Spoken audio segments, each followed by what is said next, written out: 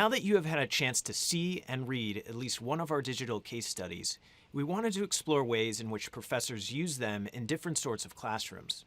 The cases created at Columbia, the Open Society University Network, and our many other partner institutions are open educational resources designed to be used in a variety of ways. These range from traditional in-person classrooms to online classes to workshops run by nonprofit organizations all around the world.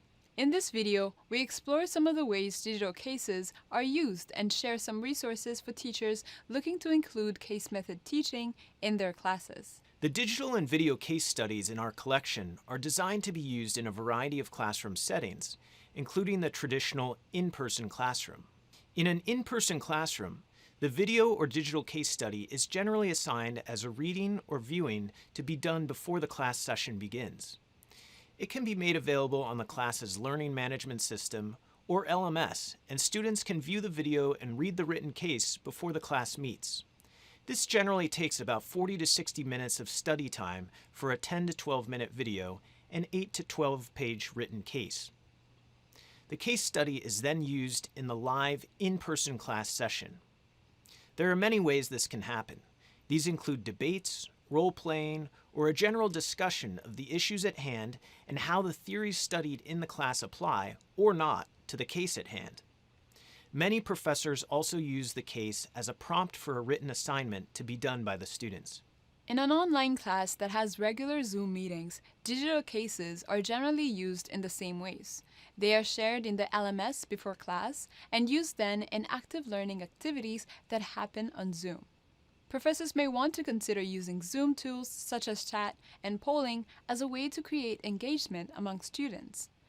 A group of students could present about the case, perhaps arguing for or against a certain action or interpretation of the material, and other students could respond in a real-time poll, voting whether they agreed or not with this perspective. Another Zoom tool that can be very helpful to use with the cases are breakout rooms. These allow a professor or teaching assistant to send smaller groups of students to a smaller Zoom chat room, where they can discuss the case, perhaps to work together on a presentation that they can then come back and present to the larger group. Please see our companion MOOC, the Blended Learning Toolkit, for more info on different ways to use Zoom. When considering the types of assignments to use with the video cases, understand that most of these already have teaching notes available. Generally, if you logged into the case collection as a registered teacher, you have access to these. We also ask that you share teaching notes you have created. Please look for the Share Your Teaching Notes part of the case collection website. Our goal is to create a community of collaboration and sharing. We'd love to hear about how you use a specific case in your class, and we'd love to share on this platform with others. All cases are by definition multidisciplinary. They show real situations and problems which can be analyzed and interpreted from a variety of angles.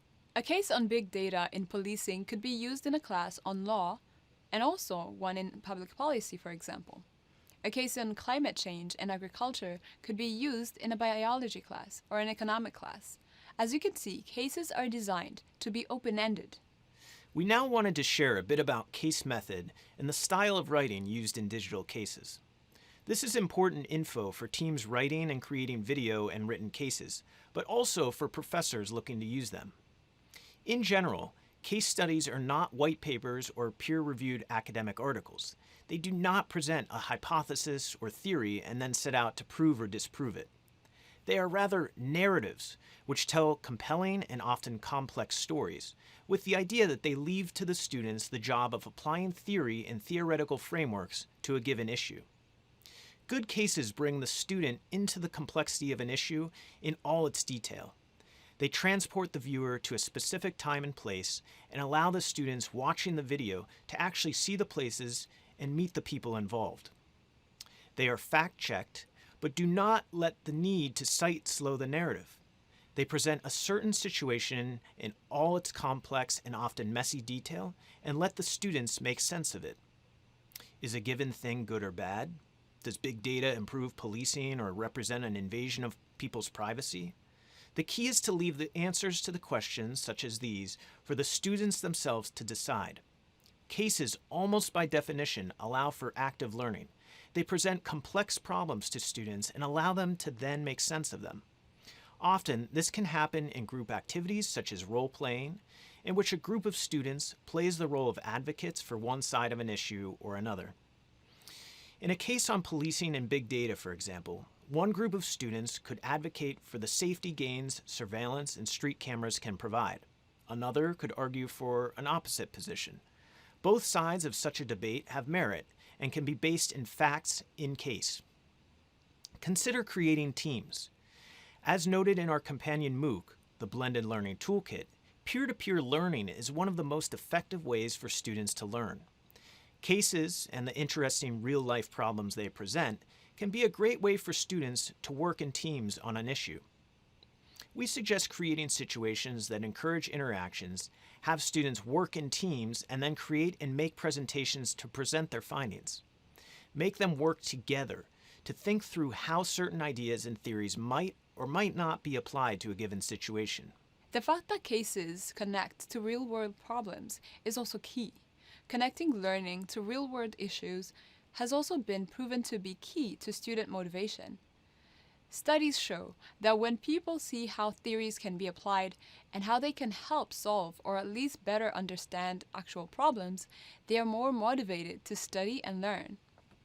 Such cases also force hard thinking. It is one thing to understand a theory or concept in the abstract. It is another to apply it to a complex problem. And finally, this method, applying theories to actual problems, generally drives new research.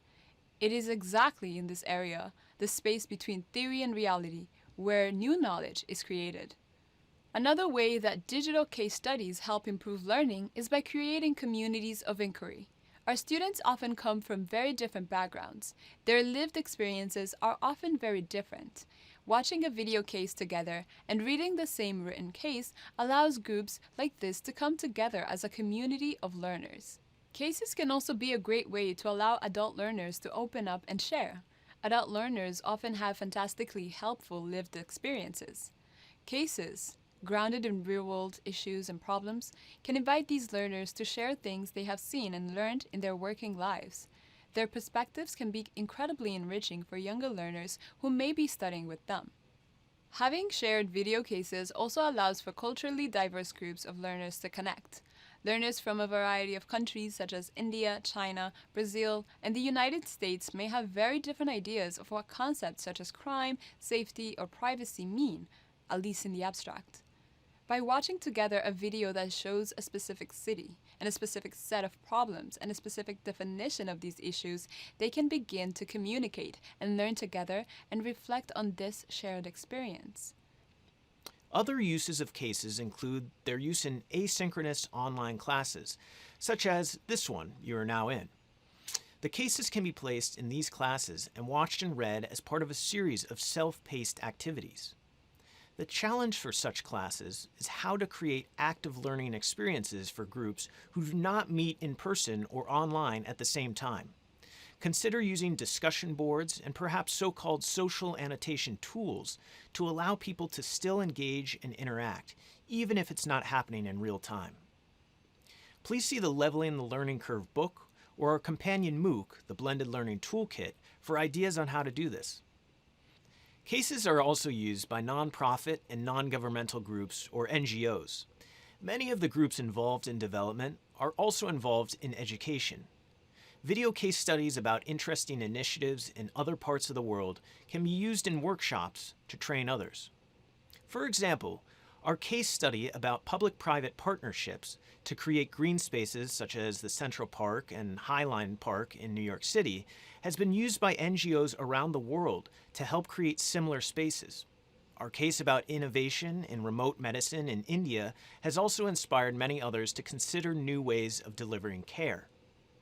Video cases can be a great way for organizations to communicate to the wider world about important projects and initiatives.